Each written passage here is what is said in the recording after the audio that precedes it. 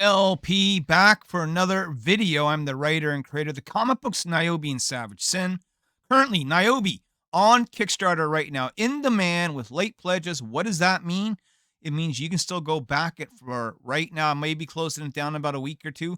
So get on it now. But speaking of Kickstarter, speaking of who's doing well in comics, right? Have you ever wondered what are the top 20 Kickstarters currently and what kind of numbers are we looking at? Well, Edwin Boyette, hello, my name is Edwin Boyette, has gone ahead and put together such a list. And it actually was very shocking to me to see this list because there isn't much success here, right? And by success, I mean campaigns that are doing well over 100 grand. In fact, by looking at this, I have seen that only 4 campaigns currently have breached the 6-figure mark, and most of them are well below that, and only one of them has passed 200,000. So, is there really a lot of money in comics? I don't know. Let's go ahead and look though and see what's going on.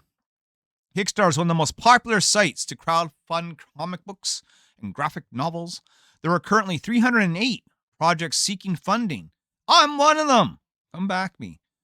On the comic book category on Kickstarter. Many of these projects are adult or horror themed, and there is a recent trend towards cheesecake projects. Let me stop you there. There are at least 3 or 4 different Kickstarter metas. Sometimes they are combined. What are the metas? Not safe for work, number one. It's not trending towards cheesecake. It's been that way for almost a decade now. Oz, anything to do with the Wizard of Oz, and anything to do with Cthulhu. You know, those are your mains. And I suspect manga is going to slowly creep in as the next big thing.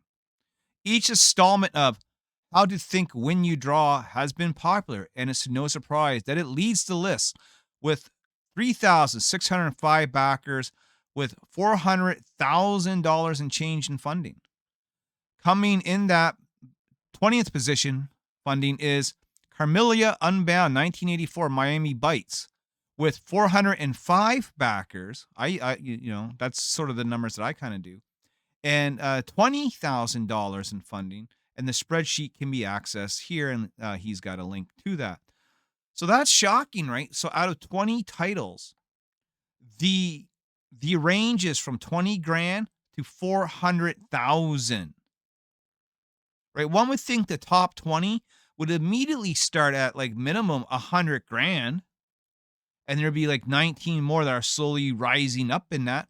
But no, that is not the case, and not the case at all. So let's see what the case actually is. So at number 1, as he said, which ends on April 6th, is How to Think When You Draw Book 8. So How to Think When You Draw, everyone's trying to draw, and everyone's trying to draw manga. So this is why it's popular. And this is the amazing part. It has 3,604 backers, $400,000, thus being the king currently. Right now, this isn't like an all-time list. This is just what is a snapshot as it was the day Edwin took this, which is just a day or two ago. Coming in at number 2 is Dark Silence, Volume 1, The City of Giants. It has less than half the backers of the number 1 rank, and even less than half the money with $165,000. Next up is Dan Mendoza with his crossover, Zombie Tramp and Hack Slash. I'm going to have Hack Slash number 1 for sale on my eBay store later tonight, so check it out. And he has 1,100 backers and change, with barely over $100,000. Next up, Jim Ballant, okay, Catwoman artist. The 25th anniversary of Terror Witch of the Black Rose, issue 1. He has 688 backers at barely 100,000. And those are your top 4, right? Those are the only 4 Kickstarters for comic books that are at the 100 grand mark currently. So what's next? Well, at number 5, we have A Function of Firepower, Mercenary Book 19 at 91,000 with 1,300 backers. Gothic Knights Revamped with a stunning 394 backers at 666 bucks. Man, we're getting all satanic here and shit. But you see the drop from 91,000 from the 6th place to the 7th place is over like almost 30 grand. Then we got NYOBI, which is not my NYOBI. This is a different NYOBI. And Dura, number 1. Tales of Asunda, volume 2. Like they're doing like 3 or 4 different Kickstarters here in one package. Still at $58,000 with 394 backers. Coming in at number 8, Cthulhu, Slime Sisters, and Monsters, Oh My, at 481 backers at $46,000. The Beast and Snow White, Vampire Snow Queen and the Evil Queen, so trying to cash in on the Rachel Ziegler thing, has a lot of backers at $1,132, but not the money that should reflect it at $43,000. My suspicion is a lot of digital sales there. Painkiller Jane, G.I. Zombie, Team Up, 520 backers. Sounds pretty impressive, but it's only at $37,000. The Fool and Absolute Madwoman has 551 backers at $35,000, right?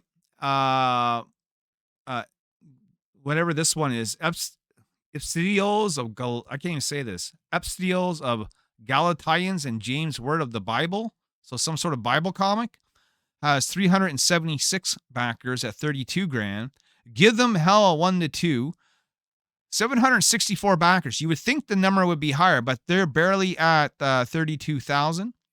Star Whores, The Sluts Strike Back. This is Mike Wheeler's comic. Mike Wheeler is on the top 20 list currently for Kickstarter comics with 292 backers at almost $30,000. Big Titty Goth Girlfriends on the Moon has 794 backers, but doesn't even do the money that Mike is doing with $27,000. The Devil's Deviant at 368 backers with $26,000. Jabberjaw, a one-shot horror comic, 403 backers, $23,000. In Booty and Lust, 252 backers, $22,000. Genderqueer Erotic Fairy Tales Anthology, 423 backers, $21,000. And at number 20, Carmilla Unbound, 405 backers at 20 grand. Look, I'm not far from this list, right? Really not. I'd probably be in the top 40. You know, this is scary because what it shows is that on average, even if you're like the top 20 out of 308 projects, you're looking at maybe 20 grand if you're lucky, right? Only the top dogs, and I mean the top dogs, Jim Ballant, Dan Mendoza, whoever these two people are making this kind of money, right? Tim Lim, Common America would as well. There's Pat Shan might get close to this. There's a couple of them. I'm sure Pat Shan, one of these books on this list is from Pat Shan, right? Could even be one of these top 2. Who knows? But it's scary, right? Because I remember a time when these numbers would have been significantly higher. You know, there was a time when it wouldn't even be a problem to get funded on Kickstarter. You know what I mean? It wouldn't even be a problem. But now people are struggling. People are, they're hurting. Like here's Common America, right? And that'll be coming to Kickstarter soon, and it will be the top of the list. It probably won't be $400,000 top of the list, but I suspect it will be position 2 or 3, right? I suspect that because they have this now new crossover with Street Fighter, which is just going to elevate them even further, maybe even potentially start them in a Street Fighter game or a guest character appearance or a skin for a character or whatever other doors Tim is trying to open up with Street Fighter, you know. But this is it, man. What do you guys think of the top 20 lists? I'm glad to see this. I hope Edwin Boyett, does more of these, a lot more of these. He should do them every month. I would also love to see a list for the top 20 books of 2024. Right? So the all-time top 20 comic book list, Edwin Boyett, if you are listening, I would like you to make the list for the top 20 crowdfunded comic books on Kickstarter of the year 2024. Please do that for me. I'd be curious to see where everything lands. I have seen guys who should be a lot higher in their numbers and are not. Crowdfunding isn't what it used to be anymore, folks. You can still get funded and get by, but very few people are going to be making a real living out of this. And the numbers sort of reflect that because yeah, while it looks impressive, hey, that guy, let's pick one out here. Let's say number 17. So number 17 is Jabberjaw. I have no idea who this is. But they have a 400 backers with $23,000. Well, I can guarantee you they're losing about 60% of that to production costs, mailing costs, supplies, Kickstarter fees, drop backers, and anything else that may occur. So never count on the money that you see on Kickstarter because, again, you're going to have costs that are come with the books. That's going to eat up that money. Generally speaking, you usually end up with 30 to 40%. So I don't think anyone is living high off of these numbers. So with that being said, help me survive by backing my Kickstarter, which is now in demand with late pledges for another week or so. Go ahead and back that because one day I would like to be on the top 20 list. With that being said, stay tuned from a word from my sponsor. Man, I wonder who that's going to be. Bob, do you know who the sponsor is? I know, just like myself, that many are wondering who today's sponsor is. As if you didn't know already, it's me. That's right, it's been me all along. And today we are promoting the eBay store, Nyobicomics S on eBay. That's right.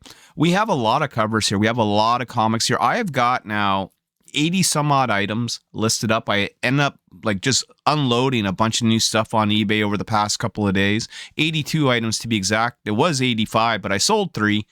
So don't be left out in the cold. If you're missing one of the hot variant covers that we released, you are missing out on some back issues. You're not able to back the Kickstarter for whatever reason that we currently have ongoing right now. Maybe it's just easier for you to come and pick and choose through eBay. I would highly recommend doing that. I've been slashing prices like I'm a goddamn serial killer eating Fruit Loops, all right? So come in, come all, check out what it is that we got. We have some great items here, great covers, hard to find stuff. Covers from Jamie Tino, Mike DeBuffalo, John Stinsman, Randy Green, LC Faritas, Greg Bo Watson, Steph Wilson, RB White. We have the cosplay covers. We have vintage homage covers. We have our stuff from Antarctic Press. We have our stuff from Kickstarter. We have our X-Men cosplay covers. We have it all, baby. And you can have it all too. Nyobicomics on eBay. Be here today. Did that work out?